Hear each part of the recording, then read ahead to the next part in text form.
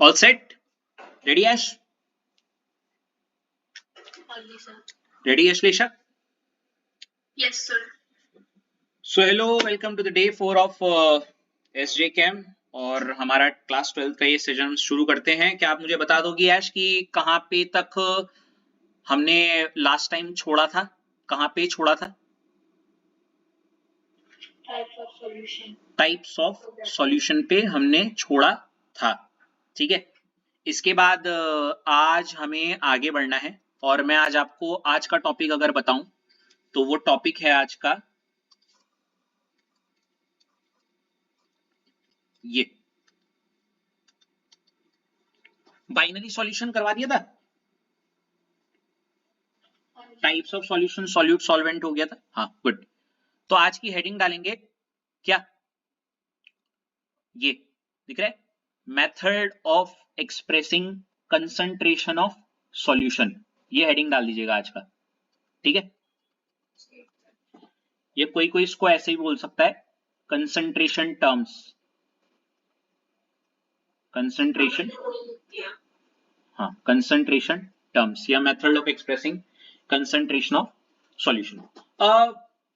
Over to you Ashlesha, क्योंकि आपने वो लिखा है। मैं आपसे बस ये पूछना चाहूंगा, आपने जो ये हेडिंग लिखी है इसका मतलब क्या है? मतलब क्या आपको कुछ कंसंट्रेशन टर्म शब्द सुन के क्या आ रहा है आपके दिमाग में? मतलब ऐसे अलग-अलग कंसंट्रेशन बता सकते सॉल्यूशन। यू सेड कंसंट्रेशन बता सको, क्या है ये कंसंट्रेशन? कि एक सॉलिड में सॉल्यूट कितना अच्छे से भर सकता है। ओके, ऐश आप कुछ कहना चाहोगे यहाँ पे?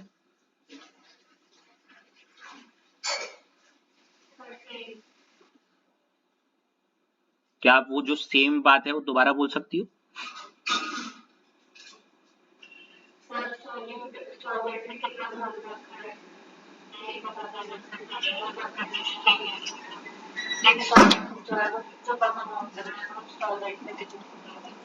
ठीक है, देखो मैं बताता हूँ।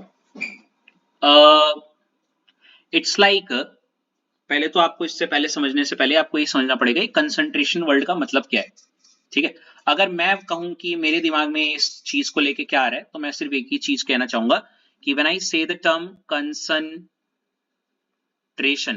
और इस शब्द को सुन के मेरे सबसे पहले दिमाग में क्या आ रहा है, तो मेरे दिमाग में इसका ये आता है formula, C equal to N by V, that is number of moles. ऐसे होता था N बाई वी, याद आ रहा है किसी को? कभी गलती से पढ़ा हो 11 में? तो ये तो मेरे दिमाग में आया। ऐश आपके दिमाग में कुछ इमेज आई थी? मैं पता क्या करता हूँ, मेरे को आंसर से मतलब नहीं होता, मेरे को इससे मतलब होता है कि इस टर्म को सुन के सबसे पहले जो पिक्चर आपके दिमाग में आती है वो पिक्चर उस शब्द का मतलब हो सकता है, वो पिक्चर उस शब्द का कुछ भी हो सकता है, उससे कुछ जुड़ी हुई बात मेरे को ये आया दिमाग में। ठीक है, पहली बात तो ये, गॉट इट? ठीक है स्टेशन। दूसरा, ये तो चलो इसका फॉर्मूला है। अगर मैं आपसे पूछता कि इसकी जरूरत क्या पड़ गई हमें, इसकी जरूरत क्या पड़ गई, तो इसको मैं सिंपल शब्द में बस इतना बोलना चाहूंगा कि ये कहीं ना कहीं कंसंट्रेशन क्या बताता है? किसी चीज की मात्रा, क्या? किसी चीज की मात्रा या अमाउंट, है ना? है ना? हेलो, बोलते ना कंसंट्रेटेड सॉल्यूशन, बोलते कंसंट्रेटेड सॉल्यूशन क्या होता है? जिसमें बहुत ज्यादा मात्रा में कुछ डाला हुआ हो, है ना? मेरे दिमाग में गाढ़ा रूअफ़ज़ा आ रहा है, बहुत ज्यादा रूअफ़ज़ा डाल दिया पानी में, तो हम उसको क्या बोलते हैं? वो जो गाढ़ा रूअफ़ज़ा बनाता है उसमें रूअफ़ज़ा की मात्रा बहुत ज्यादा है, ऐसा नहीं बोलते कंसंट्रेटेड सॉल्यूशन, समझ? कंसंट्रेटेड एसिड, क्योंकि एसिड की मात्रा उसमें क्या होगी? बहुत। ऐश समझ में आ रही है क्या बोलना चाह रहा हूं? कंसंट्रेटेड को लिंक कर रहा हूं मैं, तो मुझे वो गाढ़ा रूअफ़ज़ा आ रहा है, लेकिन अगर मैं मान लेते कल को ऐश के घर आ गया तो पतला वाला डाइल्यूट वाला रूअफ़ज़ा बनाएंगे, ऐसा ऐश? अच्छा, आप जैसा चाहें। ठीक है, तो लिंक करो। मैं बस ये बोलना चाह रहा हूं, कंसंट्रेटेड या कंसंट्रेशन का सिंपल शब्दों में मतलब ये है कि ये हमें ये बताता है, ये बताने की कोशिश करता है कि किसी भी चीज को जिसको आपने डाला है उसकी उसमें मात्रा क्या है? मात्रा, मतलब किसी चीज की क्या अमाउंट के बारे में बताता है, हाँ है ना, इतना तो क्लिक हो गया है ना। अब ये जो मैंने बोला, मान लेते पानी लिया और इसमें मैंने कुछ चीज डाली है, तो उस चीज की मात्रा बताने में मदद करेगा।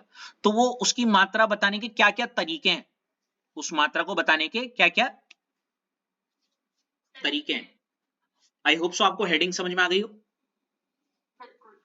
अगर आपको ये लाइन नहीं आ रही तो आप ये हिंदी में भी लिख सकते हो कि क्या, किसी भी चीज की अमाउंट को पता लगाने के लिए कुछ तरीके हैं, किसी भी चीज की अमाउंट को पता लगाना। और ये किसी चीज और कुछ नहीं है, क्या है, सॉल्यूट है। आई होप सो आप ये क्लिक हो ही गया होगा। सॉल्यूट की अमाउंट को पता लगाना इन क्या, किसमें, in solution. I hope so आपने ये लाइन लिख दी हो कहीं पे हिंदी में साइड में अपने नोट्स में। अब तो जो ब्लैंकनेस आ रही थी इसको देख के वो तो नहीं आएगी होप सो, है ना। हेलो, ओके, क्या मैं ये मिटा दूं?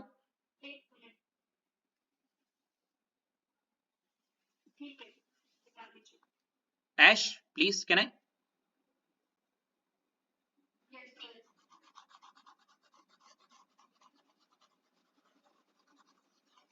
अब देखो ये जो कंसंट्रेशन टर्म्स होते हैं ना,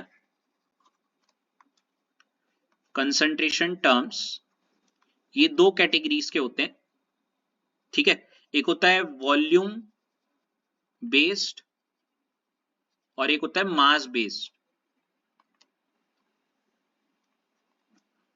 सिंपल शब्दों में अगर मैं बताना चाहूं, वॉल्यूम बेस्ड वाले होंगे जिनके फॉर्मूले में क्या, जिनके फॉर्मूले में क्या आएगा, जिनके फॉर्मूले में वॉल्यूम आ जाएगा, जिनके फॉर्मूले में क्या आ जाएगा। और मास बेस्ड होंगे जिनके फॉर्मूले में वॉल्यूम नहीं आएगा। सिंपल क्लियर कट शब्दों में, गॉट इट। फॉर्मूले में वॉल्यूम आएगा, इनके फॉर्मूले में क्या, हाँ, वॉल्यूम नहीं आएगा, ठीक है, इतना समझे।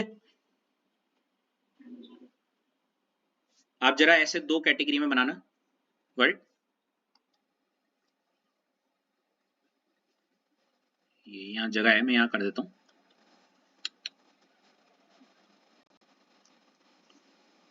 बढ़े आगे, तो आपका ऐसा कुछ बना होगा कंसंट्रेशन टर्म्स, आपने ऐसे दो किए होंगे ऐसे करके, है ना। यहाँ पे वॉल्यूम बेस्ड और यहाँ पे मास बेस्ड। अब मैं कुछ कुछ एक एक करके आपको कुछ फॉर्मुलेस दिखाऊंगा और आप मुझे बताना ये वॉल्यूम वाले हैं मास वाले हैं। फॉर एग्जाम्पल,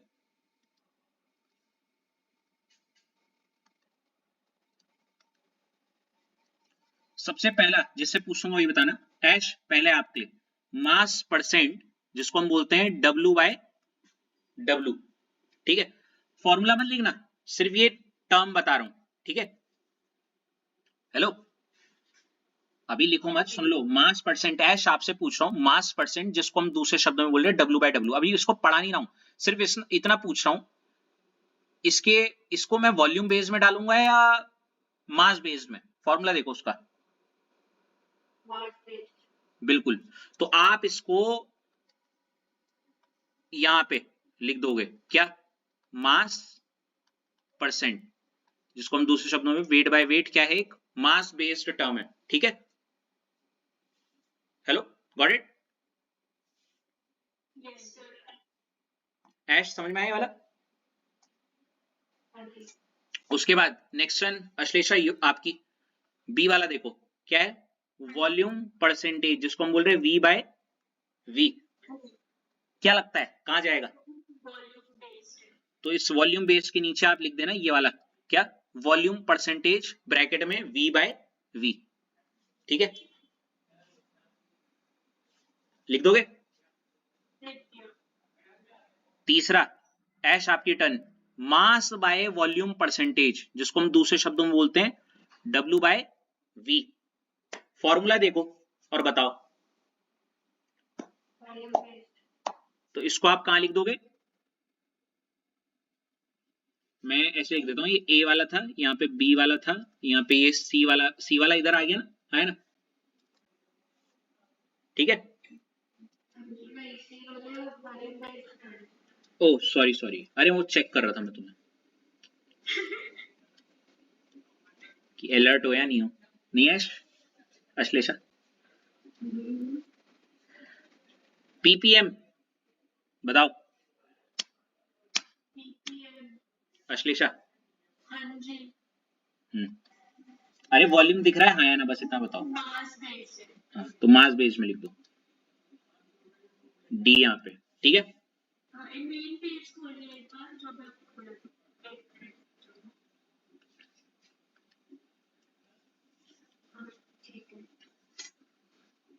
ठीक है, हो गया। उसके बाद एश मोल फ्रैक्शन, ये रहा फॉर्मूला। क्या बात, तो लिख दो फिर।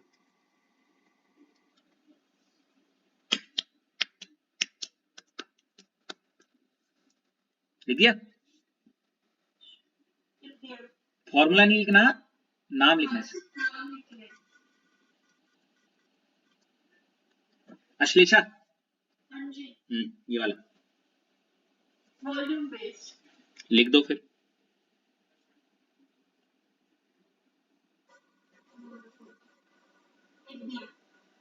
लिख दिया?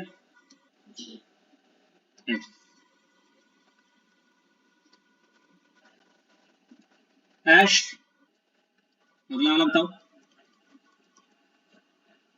तो लिख दो फिर।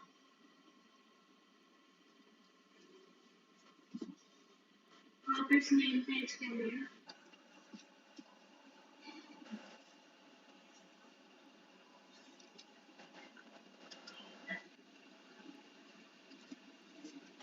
तो अगर मैं बोलूं मास परसेंट क्या है, डब्ल्यू बाई डब्ल्यू, उसके बाद क्या था, वॉल्यूम बाय वॉल्यूम परसेंट, ये क्या था, वॉल्यूम बेस।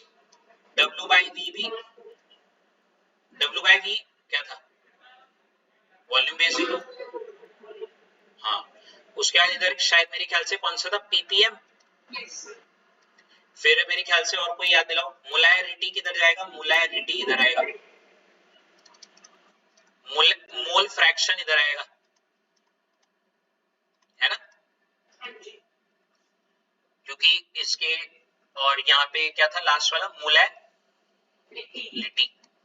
तो सिंपल शब्दों में ये ऐसे फॉर्मूलेस हैं, ये ऐसे फॉर्मूले हैं जिनमें वॉल्यूम मुझे देखने को नहीं मिला, और ये ऐसे फॉर्मूले जिसमें वॉल्यूम मुझे देखने को मिला। अभी तक कोई दिक्कत?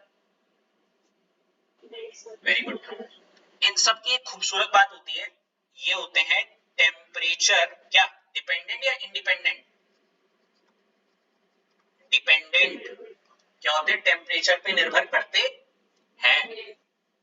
वहीं दूसरी तरफ अगर मैं इधर की बात करूं आपके राइट साइड में, तो ये सारे के सारे ऐसे हैं जो टेम्परेचर पे डिपेंड नहीं करते, ठीक है, जिसको आप बोलते हो टेम्परेचर इंडिपेंडेंट। Got it? अब इसको मैं बता देता हूं, ये भी कभी कभी 1 मार्कर में आता है। कैसा आता है आप समझ गए होंगे। Which of the following quantity is temperature dependent, ऐसे करके याद है ऐश या अश्लेषा, कभी पेपर में दिखा हो ऐसा कुछ, कौन सी टेम्परेचर डिपेंडेंट है, कौन सी इंडिपेंडेंट है, और 3 दे देते हैं अलग सी और एक निकालनी होती थी। सबसे ज्यादा तो यही आता था, पता कैसे, इधर से मैं दिखाता हूँ, वो ये 3 नाम दे देते थे, 1 2 और 3, और चौथा ये वाला लिख देते थे। अब बोलते थे इसमें टेम्परेचर डिपेंडेंट कौन सा है, या फिर वो इधर के 3 उठा लेंगे और मोलैलिटी को बीच में ठूस देते थे, बोलते थे टेम्परेचर इंडिपेंडेंट कौन सा है। याद है ऐसा कुछ क्वेश्चन?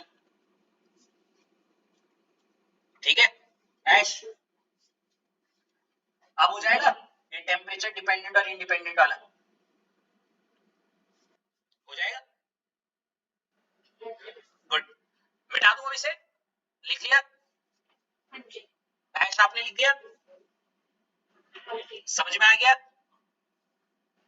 याद हो गया? बहुत बढ़िया। चलो मूव ऑन करते हैं। ये तो हो गई कंसंट्रेशन टर्म्स। अब हमें कंसंट्रेशन टर्म्स की एक एक करके सारी कंसंट्रेशन टर्म्स को समझना है। व्हाट इट आया ना? ठीक है।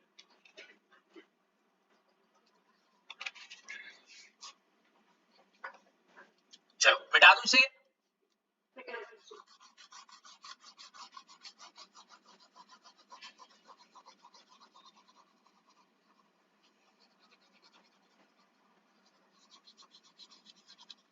अब ना अपनी असाइनमेंट कॉपी खोल के रखना साइड में।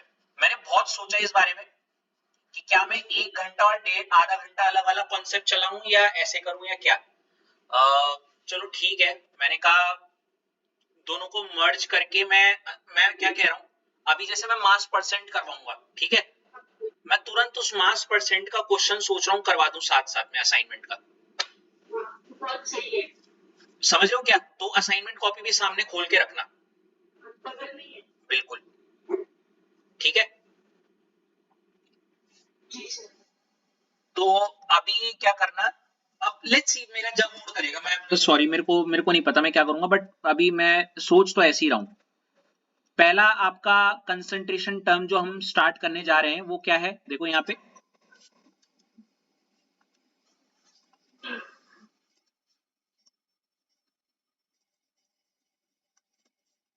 कौन सा, देखो ए वाला, ये दिख रहा है, ये क्या है इसका नाम, मास परसेंट। एश क्या है, मास परसेंट। और इसका दूसरा नाम जो होता है ब्रैकेट में क्या लिखा हुआ है, डब्ल्यू बाय डब्ल्यू। लिख लो इसको फटाफट, मास परसेंट, ये जिसको दूसरे शब्द में क्या बोलते हैं, डब्ल्यू बाय क्या, डब्ल्यू। ठीक है भाई। अब इसको सुनते ही सबसे पहले आपके दिमाग में क्या आया, या फिर क्या आना चाहिए था? अगर कुछ आया नहीं तो मैं बोल रहा हूं कुछ आना चाहिए था। ऐश मैं आपसे शुरू करता हूं, क्या आना चाहिए था?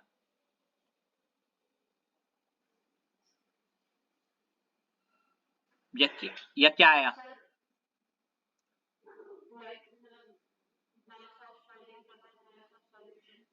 ठीक है, आपका क्या निकाला है, फॉर्मूला आना चाहिए था, है ना? हाँ, अश्लेषा आप भी यही सोच रहे थे? ऑब्वियसली। तो हम इसका सबसे पहले तो फॉर्मूला लिख देते हैं, और फॉर्मूला और कुछ नहीं, देखो क्या है,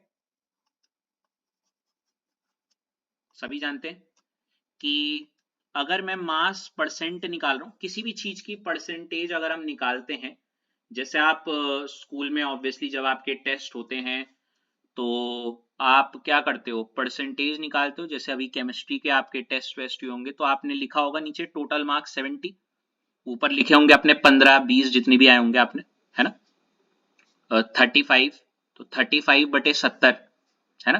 तो ऑब्टेन्ड मार्क्स ऑब्टेन्ड अपॉन क्या अश्लेषा, कितना marks obtained, total marks into 100, क्योंकि परसेंटेज निकाल, तो सीधे सीधे बैठ गया 35 नीचे से कट गया 2, 50%। क्यों, है ना, सिंपल है कैलकुलेशन, कैलकुलेशन सिंपल होनी चाहिए, है ना।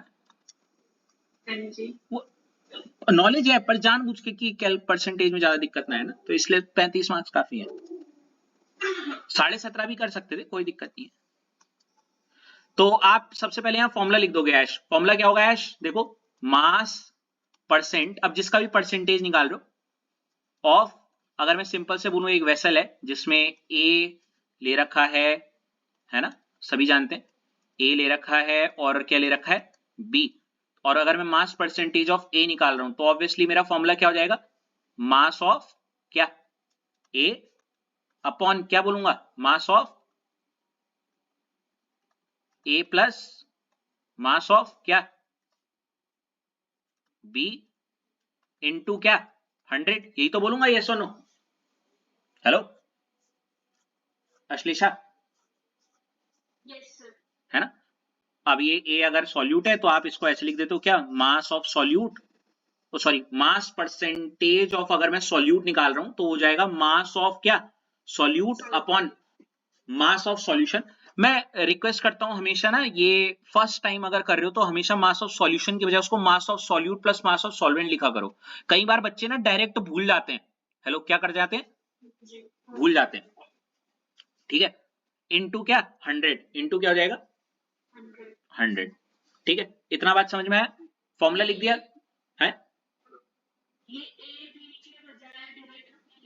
अरे यार ऑब्वियसली वो तो सिर्फ समझाने के लिए बताया। पहला पॉइंट लिख दिया ऐश। ठीक है, दूसरा पॉइंट क्या होगा? अगर मैं एक बड़ा प्यारा सा क्वेश्चन पूछूंगा,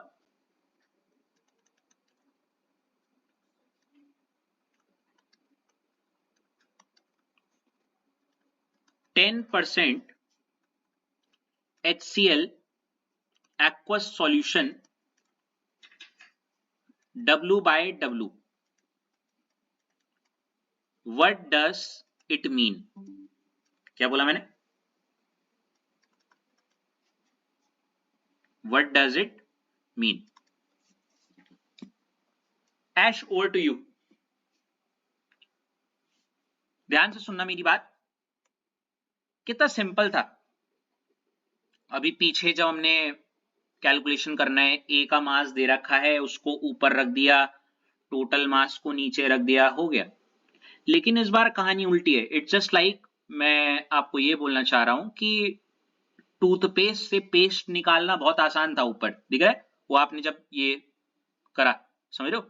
अरे मतलब यार मास ऑफ ए पता है, मास ऑफ ए और बी पता है, मास परसेंट निकालना था डायरेक्ट, है ना? कहानी अब उल्टी हो गई है। इस बार आपको मास परसेंट दे रखा है और आपको क्या बताना है?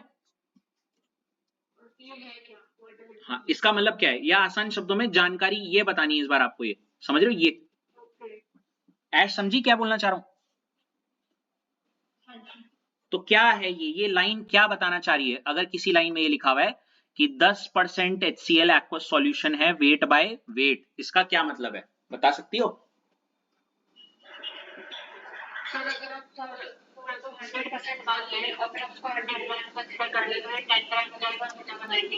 वेरी गुड, सही जा रही हो। अब इसको इंग्लिश में बताओ ऐश, थोड़ा ना मेरा हिंदी कमजोर है।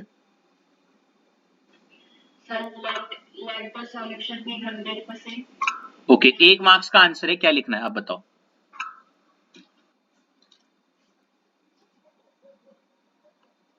आप बोलो सर, आप बता दो। मैं बताता हूँ, कोई बात नहीं ऐश, कोई बात नहीं, मैं बताता हूँ। अब मैं बताता हूँ, ठीक है? एक नंबर में ये आता है, कभी कभी डायरेक्टली और कभी कभी इनडायरेक्टली। डायरेक्टली कैसे कि what does it mean, 1 mark में बताओ।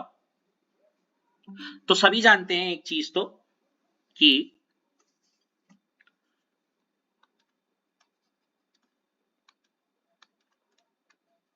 ध्यान से देखिएगा, HCl एक्वस सॉल्यूशन का मतलब ये होगा कि भाई मैंने HCl लिया एक तो, हाँ है ना? और दूसरी चीज मैंने ऐश क्या ली होगी, एक्वस है तो दूसरी चीज क्या होगी? अभी तक कोई दिक्कत नहीं? नहीं ना? हेलो ऐश, अब देखो HCl और वाटर मिलके क्या बनाए होंगे? सॉल्यूशन ही बनाए होंगे। क्या बनाया होगा? Solution.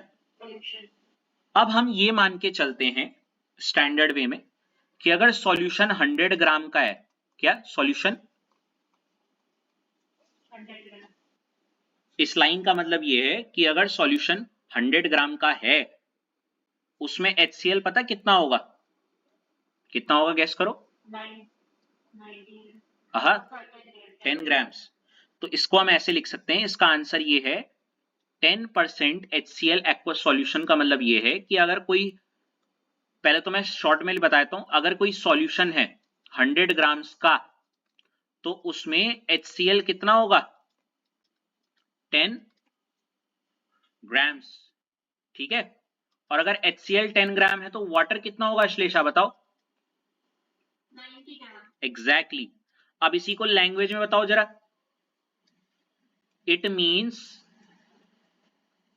That 10 gram HCl is dissolved, क्या अश्लेषा, इन क्या? वैसे वो भी बोल सकते हो, सही तरीका है, दोनों लैंग्वेज में लिख सकते हो, इन 90 ग्राम ऑफ वाटर या फिर इन 100 ग्राम ऑफ, वैसे ये सही तरीका है, इन 100 ग्राम ऑफ, समझी, फील आया, ठीक है, लिख लो उसको, उतार लो। ऐश आपको आ गया क्या लिखना है एग्जाम में? आता आपको भी था, डिनाई नहीं कर रहा हूं, मैंने मना नहीं किया,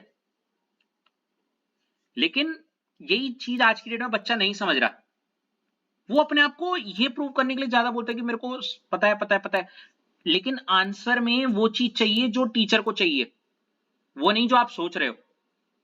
गेटिंग?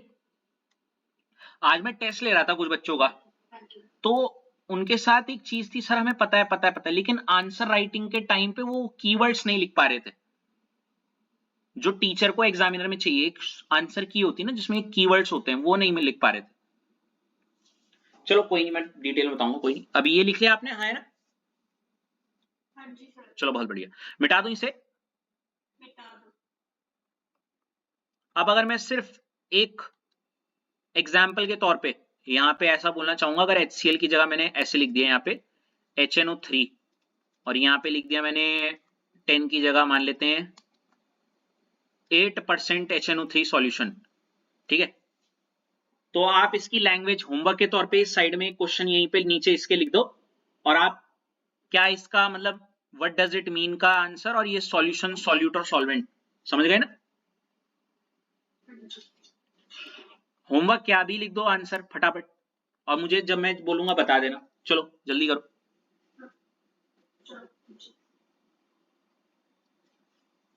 ऊपर से मत चेपना, आप खुद लिखना है। क्वेश्चन तो चेकिंग है ही। हाँ मतलब वही।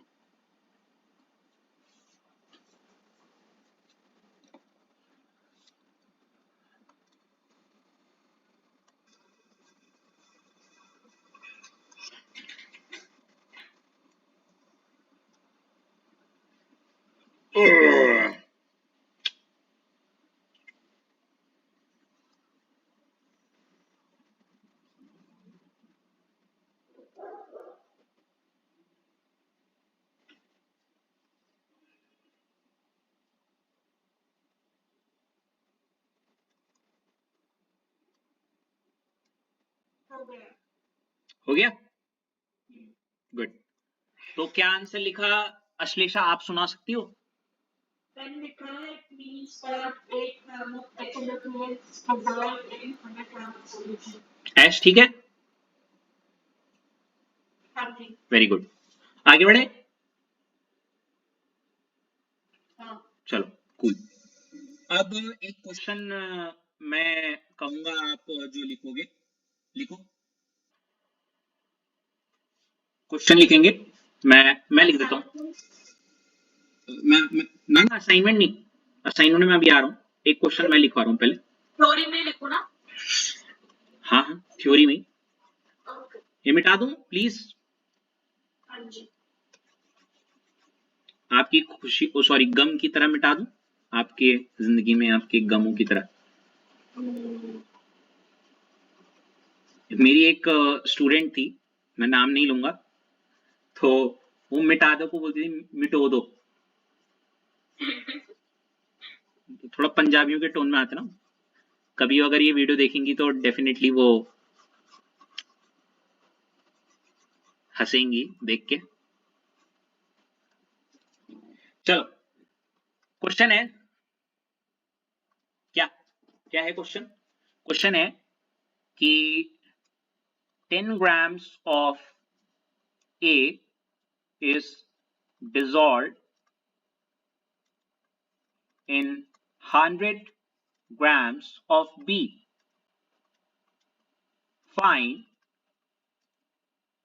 mass percent of A and B.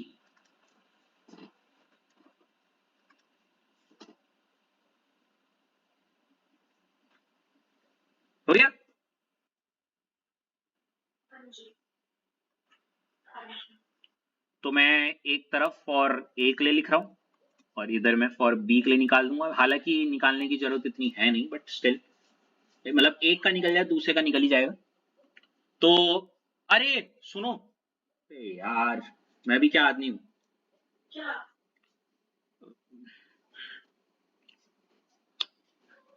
लिख दिया क्या? लिख दिया? जी सर, हाँ लिख दिया। तो इसके लिए पेज कितना बचा है? इतना स्पेस है कि क्वेश्चन खत्म हो जाए। ये वाला हो जाएगा? ऐश आपके लिए भी? तो उसके लिए थोड़ी जगह छोड़ दो, इसको करने के लिए जगह छोड़ दो, क्योंकि एक चीज जो सबके मन में होती है, मुझे आज वो वाला लेक्चर खत्म करना है और आज आपके लिए होमवर्क भी होगा। पहले इस क्वेश्चन को बताने से पहले मैं वो बता रहा हूं, इसलिए ठीक है। ये क्या है, न्यूमेरिकल है, हाँ या ना? हाँ जी।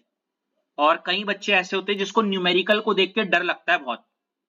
हेलो, क्या ऐसा कभी हुआ है? यहां इस पे तो नहीं, क्योंकि मुझे पता है कितना सिंपल सा फॉर्मूला है, लेकिन वो इक्विलिब्रियम और थर्मो के न्यूमेरिकल्स जब याद आ रहे हो, रूह कांप जाती होगी कि क्या ही आ जाएगा भगवान जाने। हेलो, हाँ जी। 12th क्लास में मैं पहले ही बता दूं, आपके 3 ही चैप्टर हैं। एक तो ये वाला सॉल्यूशन, दूसरा इलेक्ट्रोकेमिस्ट्री जो इसके बाद होगा, हाँ जी। और तीसरा काइनेटिक्स। और यहाँ पे जो न्यूमेरिकल्स को देख के जो सबसे ज्यादा डर होता है वो सॉल्यूशन और इलेक्ट्रोकेमिस्ट्री को ही देख के होता है नॉर्मली। वो भी एक मिथ है, ऐसा कुछ नहीं होगा। लेकिन एक चीज जो मैंने हर बच्चे से सीखी है, सुनी है, कि यार मेरे को ना सर न्यूमेरिकल देख के बहुत डर लगता है, या फिर मेरा ना अंदर से ये आता है कि अच्छा, मैं इसका फील देने के लिए बस इतना बोलूंगा, अगर मैं आपको बोलूं मैं आपका थ्योरी का टेस्ट ले रहा हूं और न्यूमेरिकल का सॉल्यूशन में, तो आप पहली प्रायोरिटी किससे चूज करोगे? Theory. See, it completely shows that आपको न्यूमेरिकल से थोड़ा है, इशू है। Ash, is it? मतलब फोर्स नहीं कर रहा हूं बोलने के लिए, बट मैं बस आपसे पूछ रहा हूं, ऐसा होता है कि आप किसी चैप्टर के न्यूमेरिकल्स पे बोलोगी कि नहीं नहीं भाई, मैं थ्योरी करना ज्यादा प्रेफर करूंगी? भाई सॉल्यूशन में अगर मैं बोलूं कि बहुत सिंपल सी बात है, मैंने बोला मास परसेंट का फॉर्मूला बताओ या मास परसेंट का न्यूमेरिकल करना चाहोगी? अरे फॉर्मूला ही बोलोगी। हेलो, हाँ जी। अब दिक्कत ये कि चलो यहां तो मैंने ऑप्शन दिया कि क्या करना था, लेकिन क्या एग्जाम में ऑप्शन है? नहीं, आपको न्यूमेरिकल करना ही पड़ेगा, because it is what it is, जो है सो है, आएगा तो आएगा, है ना? तो इस न्यूमेरिकल को करने से पहले मैं आपको आज एक बस ये बताता हूं कि न्यूमेरिकल का डर निकालने के लिए एक जो मैं हमेशा हर साल हर बच्चों को करवाता हूं, और अश्लेषा को थोड़ा आइडिया होगा भी शायद उसका, और उस टॉपिक का नाम है क्या, बता सकती हो अश्लेषा? न्यूमेरिकल कैसे सॉल्व करते हैं? जिसको मैं कहता हूं how to approach a numerical।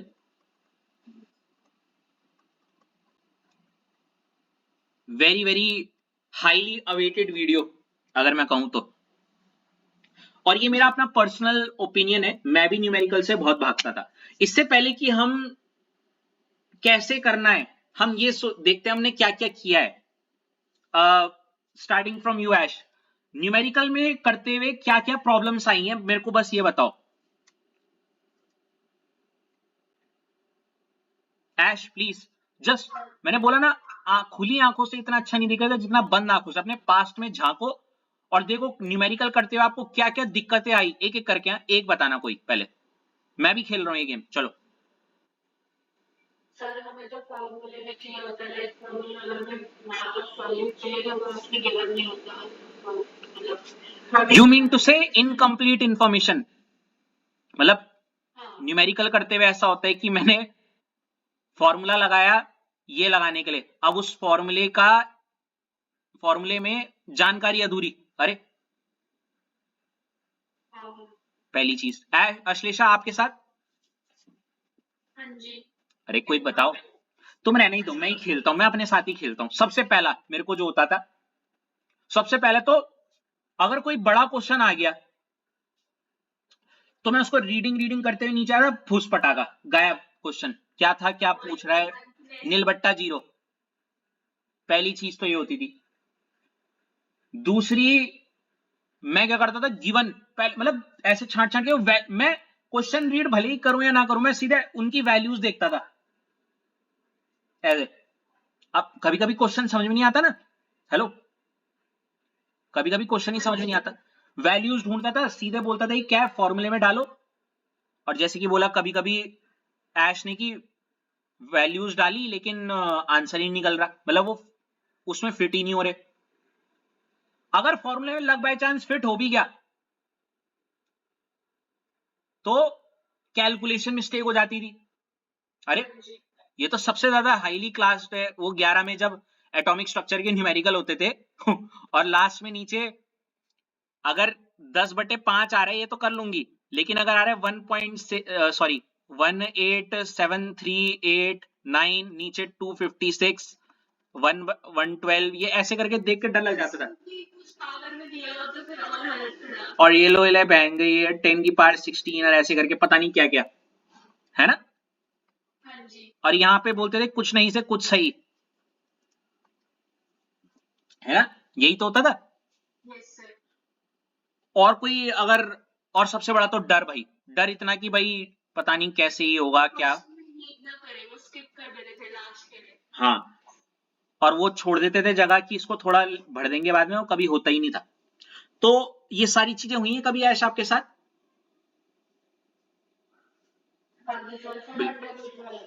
अरे अरे अब निकल रही ना सारी बातें तो यही तो कह रहा हूं मैं, और क्या कह रहा हूं, और ढूंढो सोचो क्या क्या है। तो सारी प्रॉब्लम से निजात पाने के लिए I help you.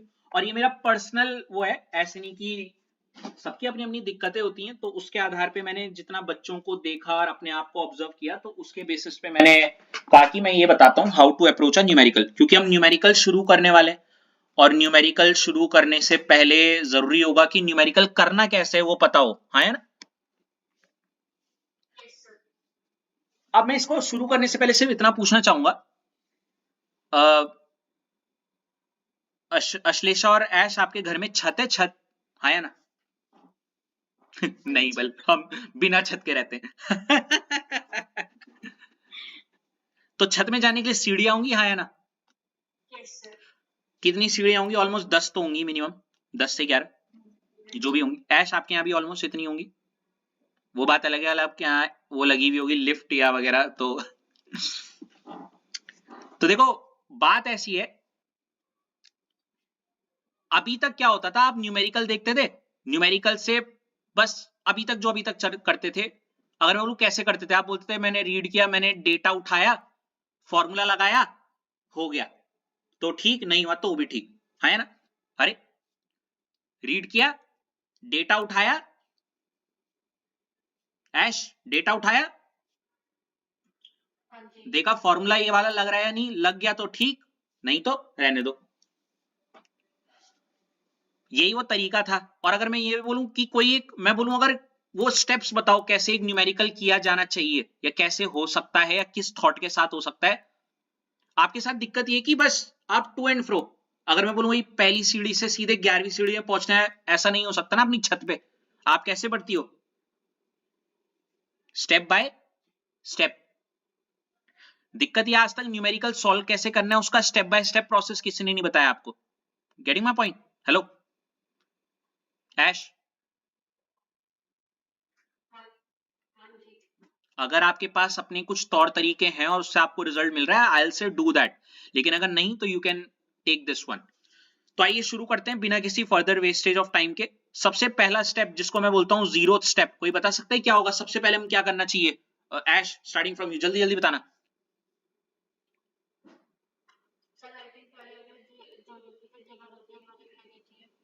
Okay, given तो तब लिखोगे जब आप उसको समझोगे। आप बता सकती हो अश्लेषा?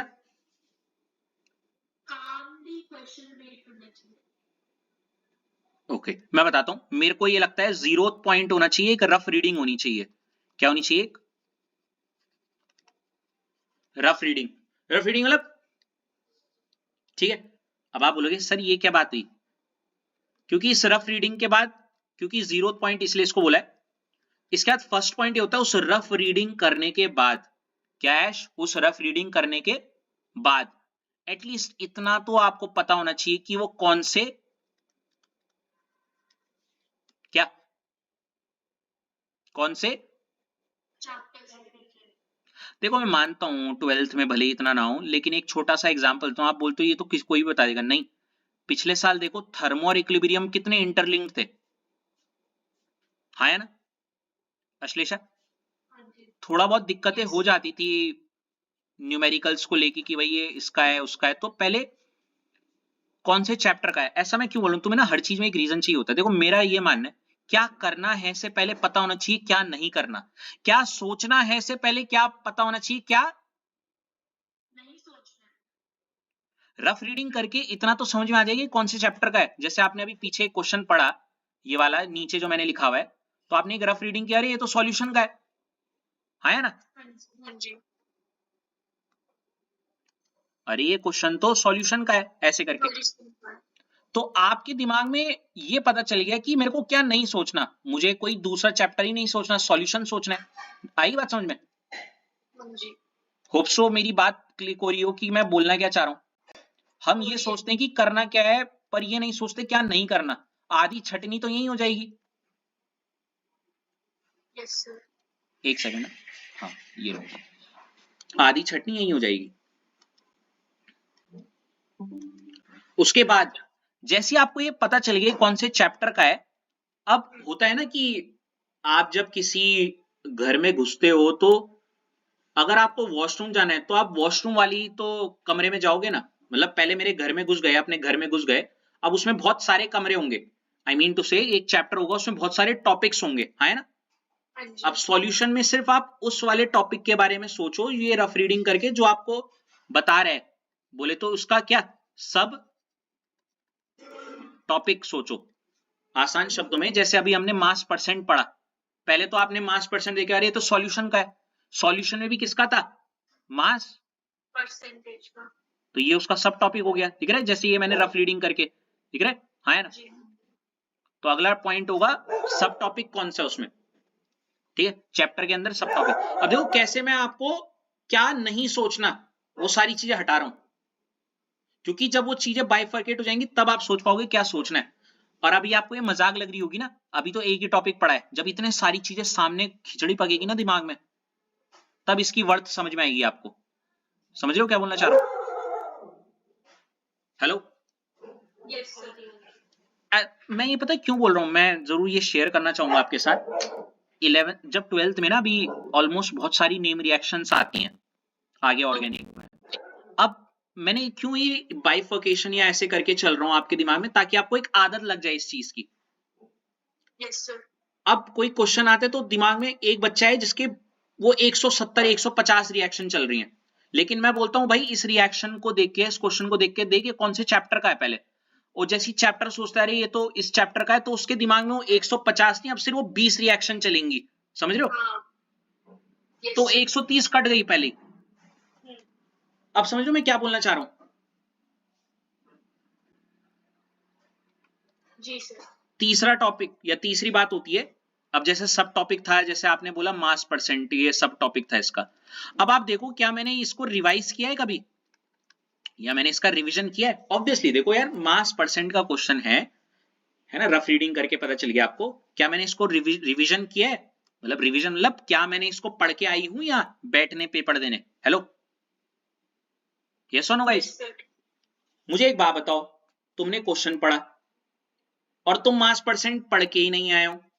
अभी जब पढ़ के ही नहीं आए हो तो करोगे कैसे? अटेम्प्ट कैसे करोगे भाई? हेलो? Yes sir.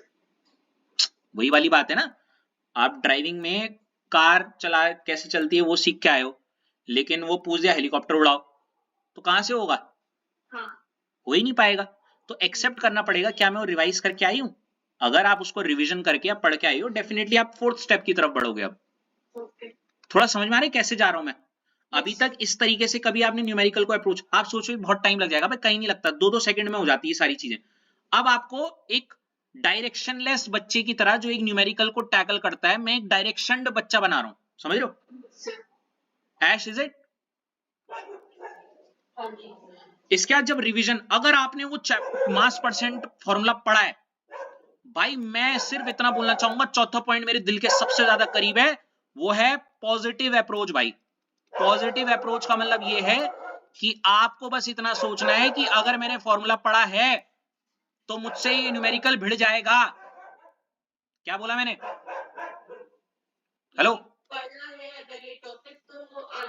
आपको बस ये सोचना है। मुझे एक बात बताओ, एक अगर मैंने बोला एक फर्स्ट क्लास के बच्चे को या नर्सरी क्लास के बच्चे को ABCD पढ़ाना, तुम्हें डर लगेगा क्या? तुम्हें डर लगेगा? हाँ या ना? मुझे एक बात बताओ, डर लगेगा क्या? ऐश बताओ, डर लगेगा क्या? क्यों नहीं लगेगा? क्योंकि मुझे ABCD आती है। हाँ या ना? मुझे वो आती है। वो इंटेंट दिखना चाहिए, वो जो ABCD के लिए ना डरने वाली फीलिंग आ रही, वैसी फीलिंग होनी चाहिए। और ये मुंह से बोली भी नहीं होनी चाहिए, फील करना चाहिए तुम्हें। समझ रहे हो? फील आना चाहिए। वो फील की भाई मैं भिड़ा दूंगी। और वो कैसा आएगा? बहुत सारे असाइनमेंट करके। Got it? Don't worry. Positive approach की मैं कर दूंगी मास परसेंट भाई, खत्म बात। ठीक है, आगे बढ़े। क्योंकि सारा खेल ना माइंडसेट का होता है। अब माइंडसेट में बस ये कि अब देखो जैसे इंटरव्यू होता है, we are very very uncertain with this thing कि क्या होगा क्या नहीं होगा। लेकिन जब वो बच्चे ABCD पढ़ाने के आते हैं, अरे किसी को भी बुला दो, मैं ABCD तो यूं पढ़ा दूंगी। हाँ या ना? वाली चीज है। तो पॉजिटिव अप्रोच, माइंडसेट, खेल यहीं पे। उसके बाद मेरा 5th स्टेप भी बहुत ज्यादा क्रूशियल और बहुत ज्यादा नॉट इंपॉर्टेंट, अगर मैं दिल के करीब बोलूं। कोई बता सकता है क्या? ऐश, ओवर टू यू। गुड। इसको बोलते हैं क्वेश्चन को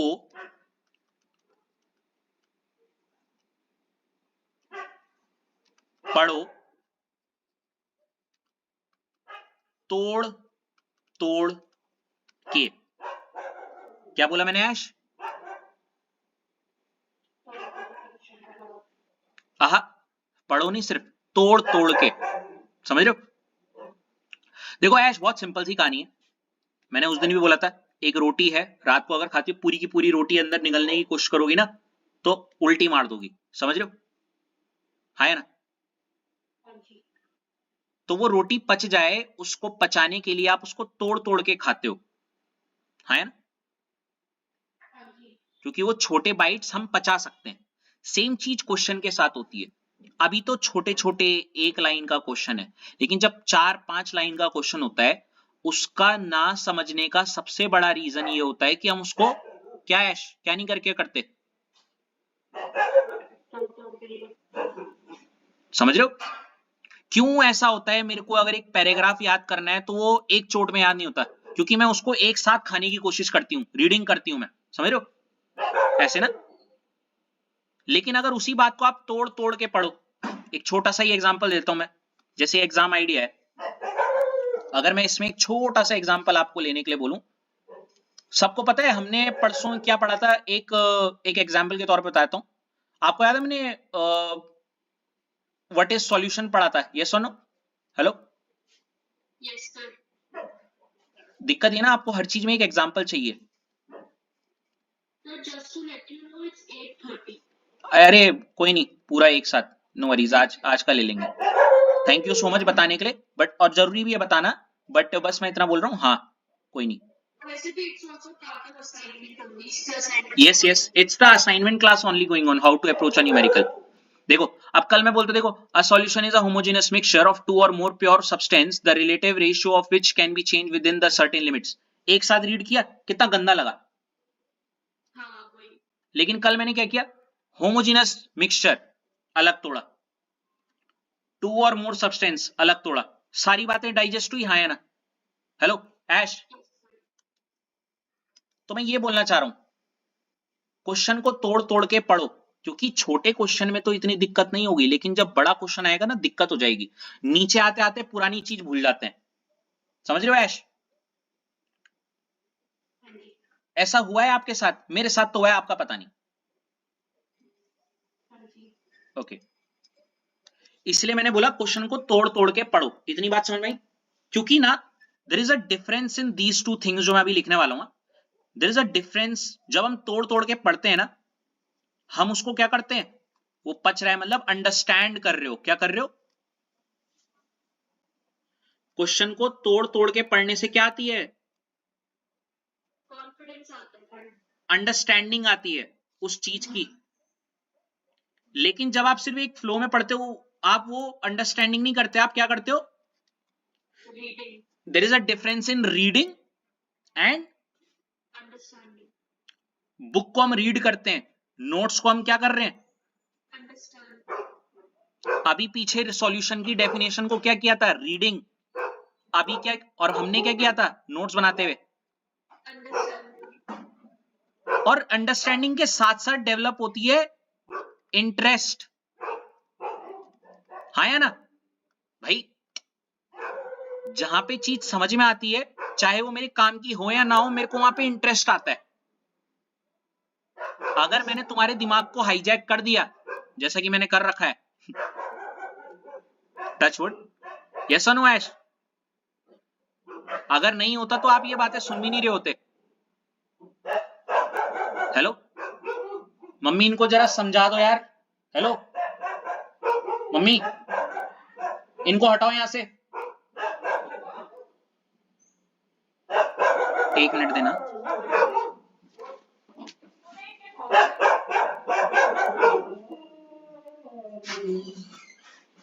हट।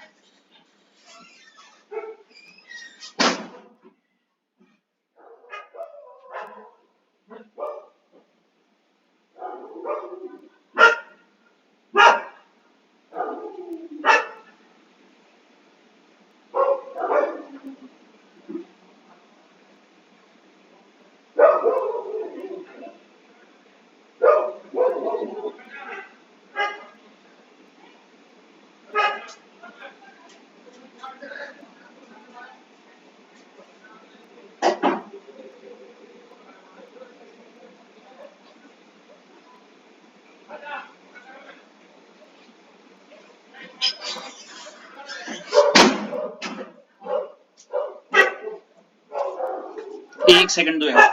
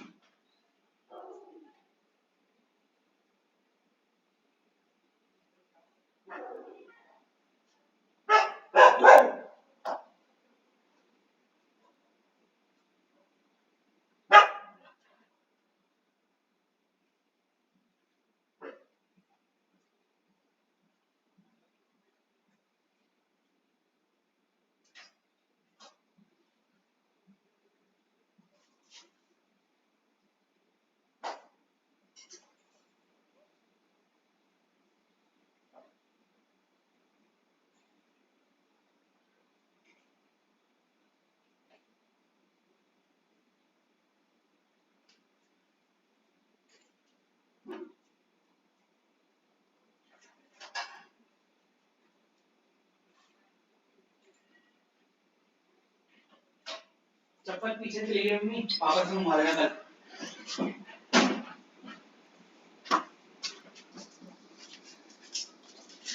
हाफत है यार भाई गोड़ी।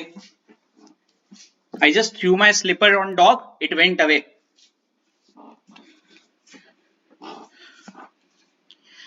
Sorry guys for that. हाँ कहाँ पे थे हम? Ash?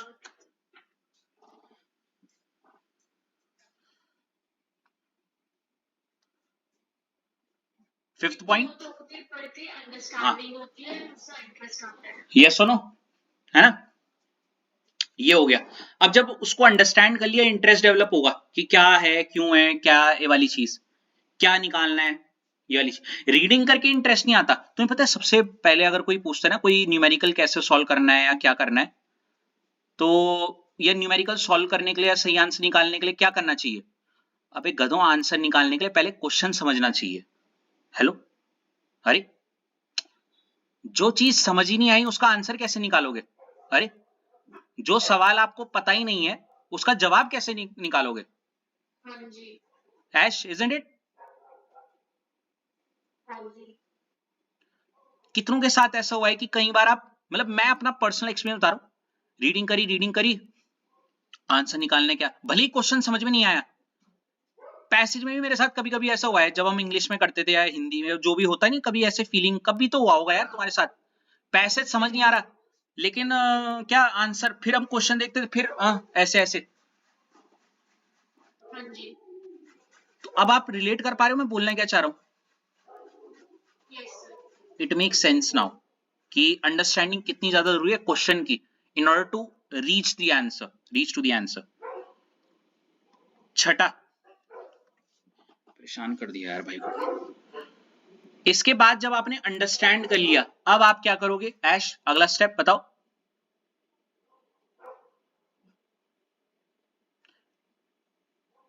गिवन एक्सट्रैक्ट करना। क्या करना? गिवन को क्या करना? एक्सट्रैक्ट करना। ठीक है ऐश? ऐश आप लिख रहे हो ये सारी चीजें? अश्लेषा आपने लिख दी ये सारी? हाँ, आज इसमें पूरा हाउ टू अप्रोच न्यूमेरिकल पूरा तरीका बता रहा हूं, क्योंकि अब आप न्यूमेरिकल जितने भी करोगे वो इसी तरीके से करोगे। Got it? और हाँ, एक और चीज, अगर आपको लग रहा है काम की नहीं है तो आप मुझे बता सकते हो, मैं ये नहीं बताऊंगा, मतलब गुस्से वाले टोन में नहीं, बट तरीके से ही बता रहा हूँ कि अगर आपको ये नहीं लगता वर्थ इट, क्योंकि वैसे तो मैंने पिछले बैच में भी यही बोला था, तुम्हें चाहिए तो बताओ। मैंने कहा हाँ सर बता दो। जितने बैच हुए सबने पूछा है, इसलिए अगर ऐसा लगता है। गिवन एक्सट्रैक्ट कर लिया ऐश? अब देखो गिवन ना दो तरीके के होते हैं, एक होता है डायरेक्ट। हाँ कोई नहीं, थ्योरी वाले में लिख दो, कोई टेंशन नहीं है, थ्योरी नोट्स ही चल रहे ना। अब देखो गिवन कैसा होता है, या तो डायरेक्ट होगा। Ash what is the meaning of direct data जो दिया रहता है? जैसे इसको देखो, calculate the mass percent of benzene, है ना। इफ अगर यहां पे लिखा होता मास ऑफ बेंजीन या मास ऑफ सॉल्यूट, समझ रहे हो क्या? मास ऑफ सॉल्यूट, हेलो, है ना। अरे कभी कभी होता है ना, a force of 10 Newton applied, ऐसे सुना है कभी question, a force of 10 Newton applied, तो खुद ही डेटा बता रहा है। तो मैंने कहा डेटा कभी कभी कैसा दिया रहता है? डायरेक्ट, मतलब खुद ही दिया रहता है। और कभी कभी कैसा दिया रहता है? इनडायरेक्ट। जैसे यहां पे, हालांकि यहां पे भी पता चल रहा है, कोई नहीं, लेकिन हमें खुद सोचना पड़ा। देखो 22 ग्राम ऑफ बेंजीन ये दे रखा है ना। Yes no? एक काम करता हूं मैं, इस वाले क्वेश्चन को आपको विद ऑल दोज लॉजिक्स करके दिखाता हूं स्टेप बाय स्टेप, ठीक है? हाँ है ना। देखो रफ रीडिंग की हमने इस वाले क्वेश्चन की, calculate the mass percent of benzene ऐसे करके, तो ये रफ रीडिंग कर ली, ठीक है। कैलकुलेट क्या, मास परसेंट वगैरह रफ रीडिंग करके। फिर स्टेप नंबर 2 क्या था हमारा, बताओ। हेलो,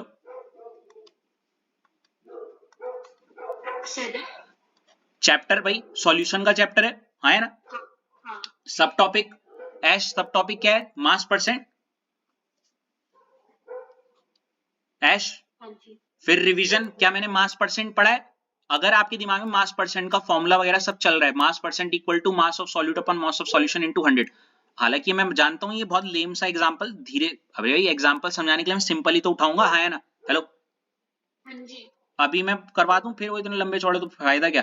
पॉजिटिव अप्रोच दिमाग में है भाई, क्योंकि देखो मास परसेंट फॉर्मूला बोल के तुम्हारे दिमाग में ट्रिगर होगा, मैं तो कर दूंगी आराम से। क्वेश्चन तोड़ तोड़ के पढ़ो। अब देखो तोड़ तोड़ के पढ़ा, हालांकि रीडिंग भी करते ये वाला शायद पता चल जाता, बट स्टिल देखो कैलकुलेट, ओके, इतना थोड़ा कैलकुलेट करना है, सॉल्व करना है। क्या कैलकुलेट करना है? The mass percentage. अच्छा, मुझे मास परसेंट निकालना है, फील आएगा थोड़ा ऐसे तोड़ तोड़ के ज्यादा अच्छे से, रेदर देन एक मग अप करके करने में, ठीक है ना। किसका मास परसेंटेज? बेंजीन का। ओके, मुझे इतना पता है मेरे वेसल में एक तो बेंजीन है, अब मुझे नहीं पता है सॉल्यूट है सॉल्वेंट है क्या है, भगवान जाने। एंड कार्बन टेट्राक्लोराइड, ओके, दूसरी चीज क्या है? Carbon tetrachloride. इफ, देखो, एंड कार्बन टेट्राक्लोराइड इफ, अगर 22 ग्राम ऑफ बेंजीन, अगर मेरे पास बेंजीन कितना है? 22 ग्राम इज डिसॉल्व्ड इन, मतलब इसको घोला गया है, इसको क्या करा है ऐश? इसको ऐश क्या करा है? डाला गया है इन 122 ग्राम ऑफ CCl4। और CCl4 कितना है बताओ? 120। क्या आपको क्वेश्चन की अंडरस्टैंडिंग आई, हाँ या ना? हेलो, हालांकि क्या पता एक गो में भी आया था, बट मैं एक बात बता रहा हूं, टफ क्वेश्चन में ज्यादा अच्छा लगेगा ये करने में। तो बल इसमें क्या निकालो? मास परसेंट ऑफ क्या? बेंजीन, यस और नो, गॉट इट? ठीक है, तो ये हो गया आपका क्वेश्चन तोड़ के पढ़ो। अब क्योंकि आपने इसको तोड़ के पढ़ा तो आपको इसकी क्या आई, अंडरस्टैंडिंग, यस और नो ऐश? और इसको करने का क्या डेवलप हुआ, इंटरेस्ट। अब इसके बाद अगला स्टेप, गिवन एक्सट्रैक्ट करो। गिवन एक्सट्रैक्ट कैसे किया होगा मैंने, देखो मैं यहीं पे लिखूंगा, जैसे इसने तो वैसे डायरेक्ट कर रखा है, बट मैं यहां पे लिखूंगा गिवन, और ऐसे खोलूंगा इसे, जहां पे मेरा सबसे पहला डेटा है मास ऑफ क्या, बेंजीन, या फिर दूसरे शब्दों में, क्योंकि मैं तरीके से कर रहा हूं अभी, मास ऑफ सॉल्यूट ब्रैकेट में बेंजीन, कितना ले रखा है हमने अश्लेषा, बताओ? 22 ग्राम, 22 ग्राम्स। यस, तो ये आपका गिवन डेटा है।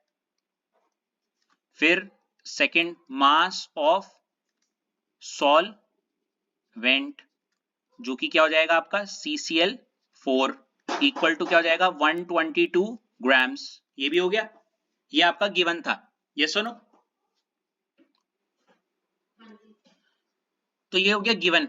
अब मैं गिवन पे ही बात कर रहा था, एक तो होता है डायरेक्ट, जैसे डायरेक्ट अगर वो बोलता मास ऑफ सॉल्यूट, और इनडायरेक्ट।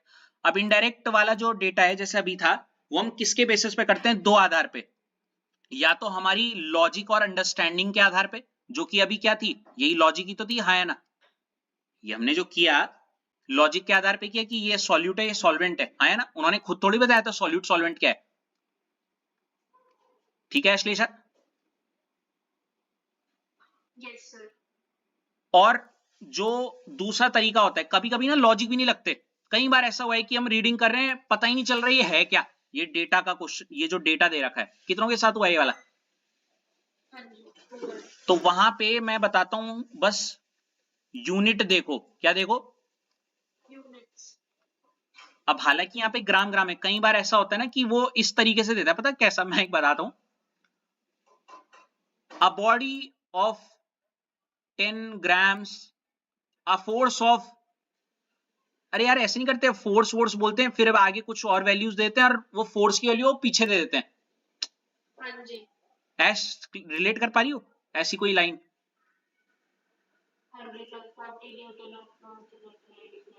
हाँ, अरे मतलब समथिंग ऐसे, मैं ना, ये मेरे को करंट इलेक्ट्रिसिटी के न्यूमेरिकल याद आ रहे हैं कि a current, a bulb of 4 ओम, हाँ ऐसी, अ करंट ऑफ, अरे कुछ तो था यार ऐसा, मेरे को लिटरली रिलेट नहीं हो रहा, बट ऐसे करके ना वो मैं कनेक्ट नहीं कर पा रहा हूँ उस चीज को, बट आगे करंट रहती है, दी करंट की वैल्यू पीछे दी रहती है, बीच में कुछ और वैल्यूज दी रहती हैं, ऐसे करके, समझ रहे हो?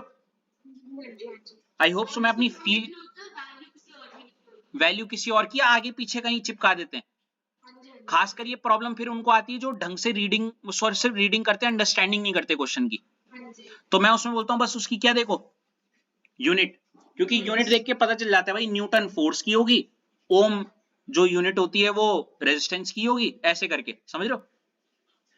और ये वाले क्वेश्चन इलेक्ट्रोकेमिस्ट्री में ऐसे वाले हैं जो मैं बोलना चाह रहा हूं, मुझे अभी रिलेट नहीं हो रहा, वो एक साथ 3-4 डेटा दे देते हैं और वो समझ नहीं पाते किसका है, तो वहां पे हमें कौन मदद करता है, यूनिट्स। Got it? अच्छा, एक और चीज, कभी कभी लोगों को लगता है मैं इतनी सिंपल चीज को कॉम्प्लेक्स क्यों बनाता हूँ, कॉम्प्लेक्स नहीं, ये बहुत सिस्टमेटिक तरीका है, मैंने वो प्रॉब्लम्स फेस किए हैं, समझ रहे हो? और आपका पता नहीं, बट या तो ये लिख लो जरा, फिर हम 7th स्टेप पे आएंगे फटाफट। 7th स्टेप क्या हो सकता है फिर बताओ? बहुत सिंपल है 7 तो, फॉर्मूला लिखो। Exactly, 7th step is nothing but जब गिवन लिख दिया हमने, गिवन, तो उसके बाद हम क्या लिखेंगे, formula to be used based on क्या, given data, based on given data, given data के आधार पे हम फॉर्मूला, वही तो बोलते हैं, अगर क्वेश्चन वाले ने फोर्स दिया है, डिस्प्लेसमेंट दिया है, तो मेरे को वर्क की तो निकालना है, हेलो? तो 7th पॉइंट होगा formula to be used based on given data. Ash click हो गया? हाँ जी। जैसे भी यहाँ पे देखो मास ऑफ सॉल्यूट है, मास ऑफ सॉल्वेंट है, तो या तो जो पूछा हुआ है तो फॉर्मूला क्या यूज होगा, मास परसेंट इक्वल टू वही मास of solute upon mass of solution into 100। ये फॉर्मूला हो गया, यस और नो? Yes sir. इसके बाद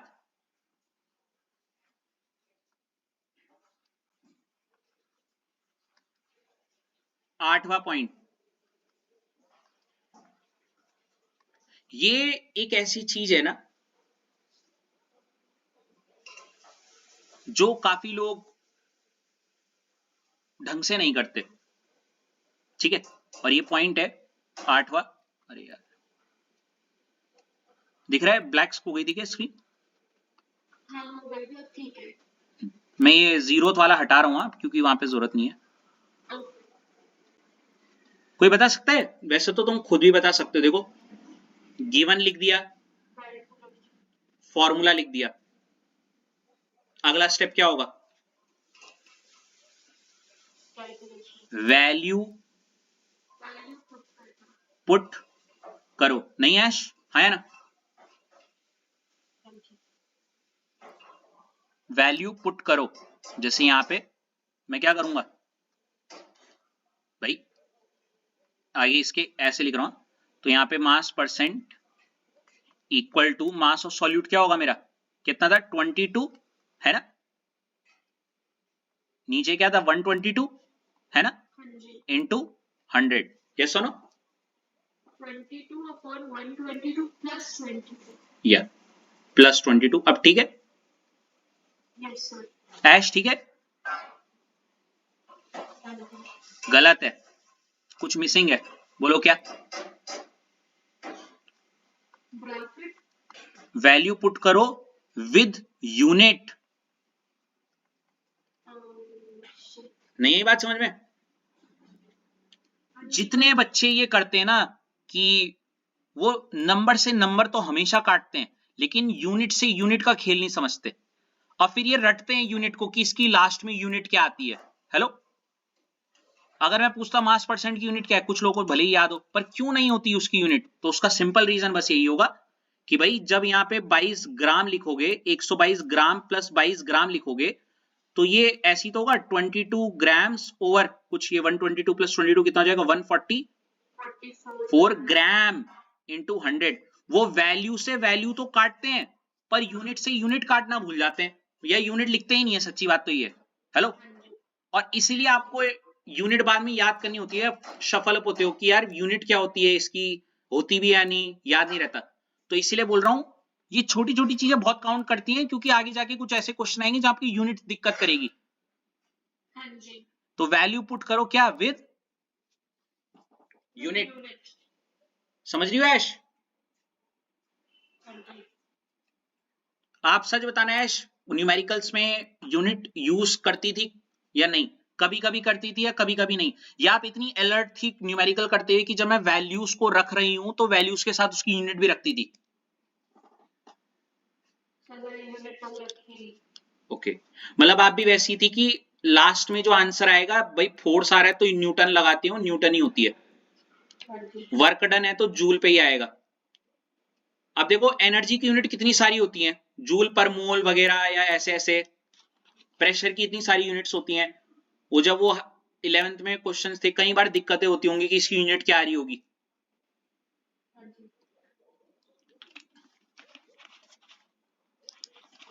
इस वजह से होता है वो।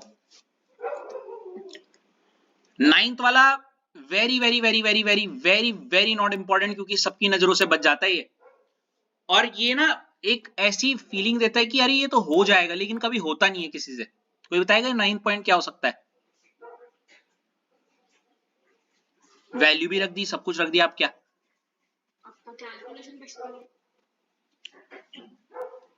नाइन्थ होता है बच्चों यूनिट कन्वर्जन। क्या होता है? इफ रिक्वायर्ड, इफ, और ज्यादा अच्छे से बोलूं तो 9th को काट के मैं ऐसे लिखना चाह रहा हूं थोड़ा आगे, check unit conversion if required. हर किसी की आंखों से बच जाता है ये चोर, सही में। क्योंकि आपने कभी उसको अपनी लय में, अपनी रिदम में लाया ही नहीं। हाँ जी। हेलो, आंखों से इसलिए बच जाते क्योंकि आंखों की नजरों में कभी आया ही नहीं। Hello, yes sir. अगली बार जब भी न्यूमेरिकल करोगे ना, तभी तो मैंने इफ रिक्वायर्ड बोला, जहां जरूरत पड़े। लेकिन दिक्कत ये, प्रैक्टिस वाले क्वेश्चन करके जाते हो जिसमें इसकी जरूरत पड़ती नहीं है, और एग्जाम में आ जाता है जहां जरूरत पड़ती है, इसीलिए नजर से बच जाता है। हाँ जी। इसीलिए अपने रिदम में मैं बोल रहा हूं 9 पॉइंट ऐड करना, check unit conversion if required. अब देखो दिक्कत ये होती है कि क्वेश्चन आता है क्या, सिंपल वही वाला कि फोर्स लगा दिया 10 न्यूटन का, डिस्प्लेसमेंट हुआ मान लेते हैं 1 सेंटीमीटर का, तो वो बोलते हैं कि वर्क डन निकालो जूल में। अब हम बोलते हैं वर्क डन का फॉर्मूला फोर्स इंटू डिस्टेंस, ऐसे करके 10 इंटू क्या 1, लो 10 और जूल। और बाई चांस अगर लेट्स से, ये तो एक फर्स्ट कैटेगरी के जो डायरेक्ट कर देते हैं, मतलब अबे न्यूटन मीटर सेंटीमीटर तो ना न्यूटन मीटर में करना पड़ेगा ना। हेलो, याद आ रहे, इसको हमें मीटर में करना पड़ेगा। अब होता क्या है, अगर ऐसे क्वेश्चन आते हैं ना, हम अपना जी चुराते हैं बोल के कि यार ये तो कर देंगे, वहां पे आता है हमें करना। हेलो, हो जाएगा, ये तो हो जाएगा, पर ऐसे कॉम्प्लिकेटेड वाले जब अभी बताऊंगा ना नहीं हो पाएगा, क्योंकि पता होना चाहिए उसके लिए, ये तो पता होना चाहिए सेंटीमीटर मीटर का खेल, या सेंटीमीटर, और अच्छे से बताता हूँ जो लीटर और सेंटीमीटर क्यूब का खेल, 1 लीटर में कितने सेंटीमीटर क्यूब, 1 लीटर में कितने मीटर क्यूब, ये तो पता ही नहीं तुम्हें। जब पता ही नहीं तो करोगे कैसे। Yes sir. अब समझिए ऐश, मीटर सेंटीमीटर तो बचपन की बात थी, अभी ये ट्रांजिशन वाले आएंगे ना, लीटर को सेंटीमीटर क्यूब में करो, सेंटीमीटर क्यूब को लीटर में करो, मीटर क्यूब को, सबसे ज्यादा इलेक्ट्रोकेमिस्ट्री में इसके, ठीक है। तो चेक यूनिट कन्वर्जन इफ क्या रिक्वायर्ड, ठीक है। हेलो ऐश, हाँ जी। चलो अब 10वां स्टेप क्या हो सकता है, ये उन बच्चों के साथ होता है जिनको सब कुछ कर दिया। अब देखो सब कुछ क्या कर दिया, वैल्यू शैल्यू सब रख दी, है ना, यहां पे तो कोई दिक्कत नहीं है, इस वाली न्यूमेरिकल में तो कोई दिक्कत नहीं है, 22/144 काट सकते हो, है ना। अगर मैं बोलूं आपके क्वेश्चन में ऐसा आ रहा है कि भाई 100/5 आराम से सॉल्व कर दोगे, 100/50 ये भी कर दोगे, 100/91 ये भी कर दोगे, लेकिन कभी कभी एक अजीब सी वैल्यू आती है जो देखने का भी मन नहीं करता। ऐश कभी ऐसा हुआ है आपके साथ, 27658 इंटू 32849 अपॉन, ऐसे करके वैल्यूज आती हैं कभी, मतलब कभी कभी ऐसी कैलकुलेशन में पहुंच जाते हो आप जहां पे देख के ही मन नहीं करता, भागने का मन करता है। हेलो हाँ जी। Ash, have you ever been in these situations? हाँ जी। कब बताओ, कहां और कब? ओके, ऐश और अश्लेषा आप? Okay, very good. अश्लेषा आप कहीं कहां पे फंसी थी ऐसे वाली, एटॉमिक स्ट्रक्चर में, थर्मो में और इक्विलिब्रियम। तो क्या करते थे फिर ऐसी सिचुएशंस में आके?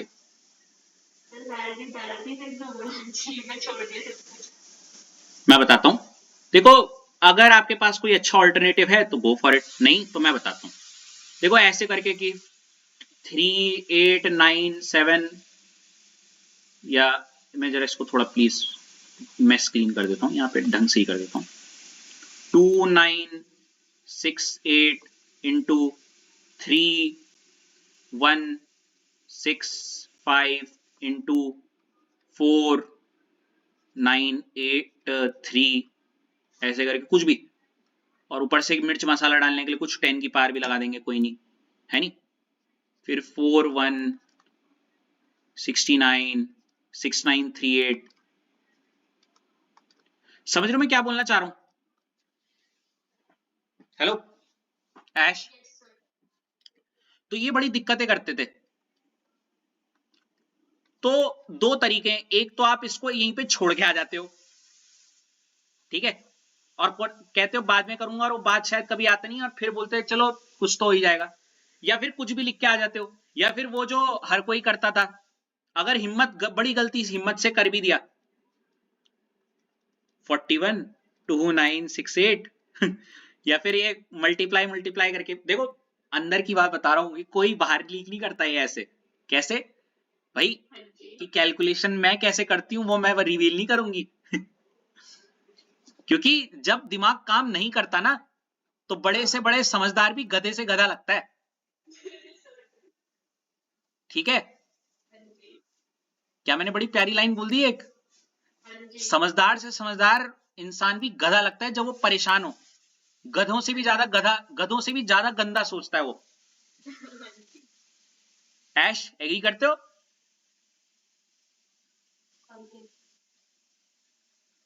तो इस मिथ से बाहर निकलो कि तुम समझदार हो और अगर नहीं करते तो तुम समझदार ही नहीं हो। हो ये तो कंफ्यूज कर दिया भाई है।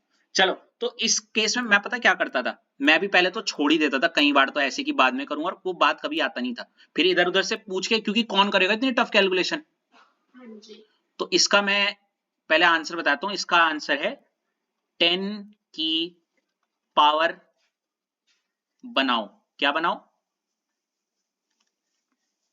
10 की पावर बनाओ। क्या बोला मैंने? अब इसका मतलब क्या हुआ, आइए समझाता हूं मैं। जैसे 2968 है ना, मैं इसको पता क्या लिख दूंगा, 2.968 और 3 है इसीलिए 10 की पावर 3। समझे? 3165 है, मैं इसको बोल दूंगा 3.165 इंटू 10 की पावर 3।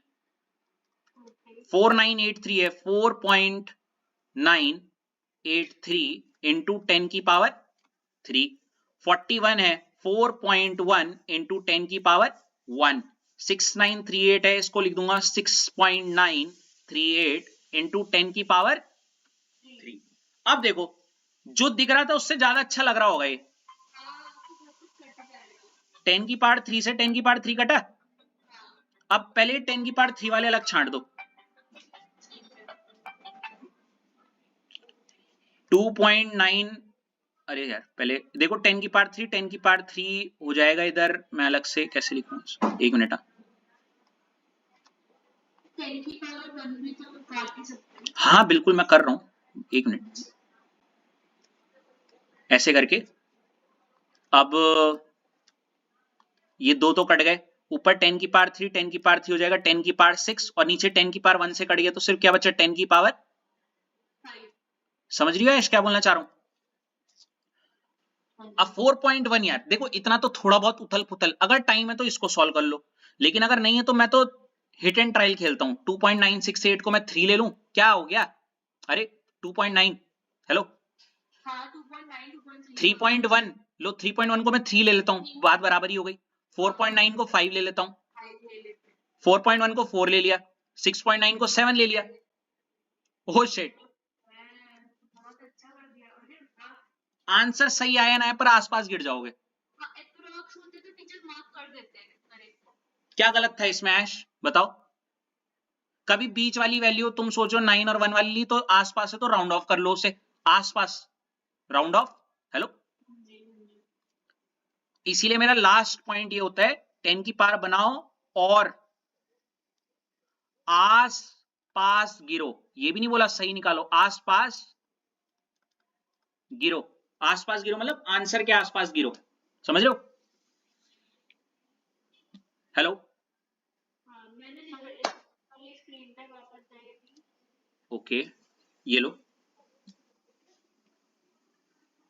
अब मेरे को एक बात बताओ, 3 into 3 into 5 upon 4 into 7 solve करना आसान है या नहीं है? ये भी टफ है हेलो, ये सिर्फ उनके लिए बता रहा हूं, देखो जिनकी कैलकुलेशन बहुत अच्छी हो तो करो, मैं कभी मना नहीं कर रहा हूं।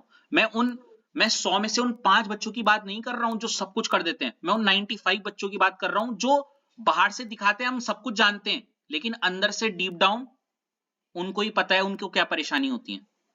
Yes, sir. हमारी दुनिया एक ऐसी दुनिया हो चुकी है जो फ्लेक्स मारने में नंबर 1 है, अंदर से भरी बहुत खोखली है। हम बाहर से सब कुछ आएंगे, हमें कितना कुछ आता है, लेकिन अंदर खाने वो छोटी छोटी बारीकियों को हम छुपाते हैं। कितने ही बच्चे ऐसे होते हैं जो जानने के बावजूद भी पैनिक की वजह से या कुछ रीजंस की वजह से ऐसी कैलकुलेशन में फंस जाते हैं। हेलो, हाँ जी. और तब करते हैं वो 2968 अपॉन 41 ही और या 69380 ही, और एक अलग ही आंसर निकालते हैं जो दूर दूर तक आंसर के करीब भी नहीं आता, लेकिन तेवर 7वें आसान पे होते हैं। भाई करा करा वैल्यू, मेरा ना आंसर नहीं आया, कैलकुलेशन तो की मैंने पूरी। अरे किसको दिखाओगे ये बातें बोल के, अपने मन को तो पता है ना मैं क्या करके आई वहां। तो अगर जिसको आता है वो वेल एंड गुड, जिसको नहीं आता ये क्या गलत है क्या? थोड़ा मतलब ऊपर नीचे हो सकती है वैल्यू, पर आसपास गिर जाओगे कुछ हो जाएगा, हाँ या ना? चाहो तो यस यू आर राइट। और मैं फिर से बोल रहा हूँ, मैं 100 में से उन 5 बच्चों की नहीं सोच रहा हूँ जो टॉपर हैं, मैं उन 95 की सोच रहा हूँ जो ड्यू टू वन और लैक कर रहे हैं इन छोटी छोटी चीजों को लेके, छोटी नहीं बड़ी चीजों को लेके, क्योंकि इन बारीक बातों के साथ कितनी बार ऐसा हुआ है टीचर्स बोलते हैं इसके बाद तो कैलकुलेशन कर ही लोगे, वो बेचारा डर जाते हैं कि कैसे, जैसे अभी ऐश ने बोला रूट वाली चीजें एंड ऑल। हेलो, कितनी परेशानी करती हैं वो सारी चीजें, हाँ या ना? सारी चीजों पे निजात पाने की कोशिश करेंगे, हम उन बारीकियों पे काम करेंगे। तो कल से हम न्यूमेरिकल शुरू करते हैं। होप सो ये how to approach a numerical वाला सेशन कैसा लगा आपको? बहुत अच्छा है, बताओ ऐश, है? एक तो तुम्हारा गुड और वेरी गुड से आगे नहीं बढ़ते यार तुम।